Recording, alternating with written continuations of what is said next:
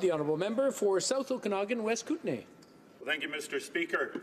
The South Okanagan Valley is one of the richest agricultural regions of Canada. It grows the best apricots, the best peaches, best cherries, best grapes in the country, and makes the best wine in the country.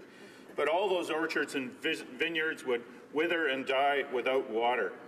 The South Okanagan receives only 30 centimetres of rain per year, 12 inches, and that's in a good year.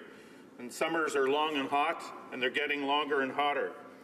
Irrigation is the lifeblood of the Okanagan economy. Not only does it keep the agricultural sector alive, but it increasingly supports a thriving agritourism industry centred on the many wineries in the valley. An economy worth billions of dollars annually, dollars and jobs that would literally dry up if we didn't add water to the mix. That harsh reality was recognized when the valley was first developed for agriculture in the early 1900s. After the First World War, a soldier settlement was developed in the area around Oliver. An irrigation canal was constructed in 1918 that took water from the Okanagan River south of Vassal Lake and carried it south for 20 kilometres on both sides of the river.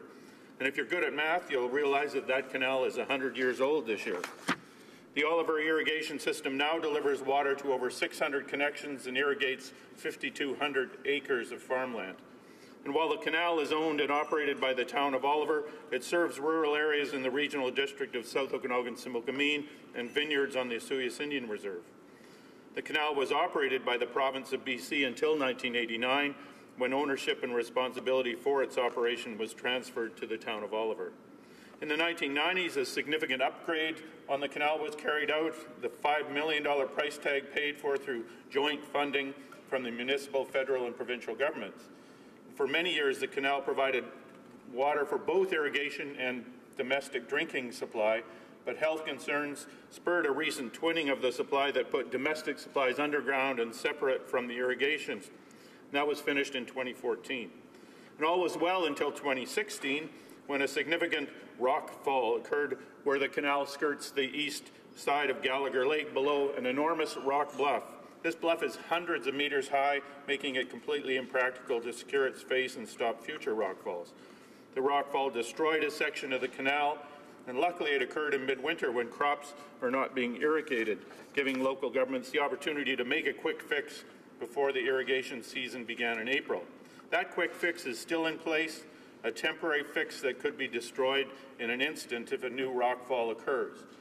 Oliver conducted an engineering study that recommended a new route for the canal, sending it around the west side of Gallagher Lake underground, and that would take away any future disruptions from rockfall.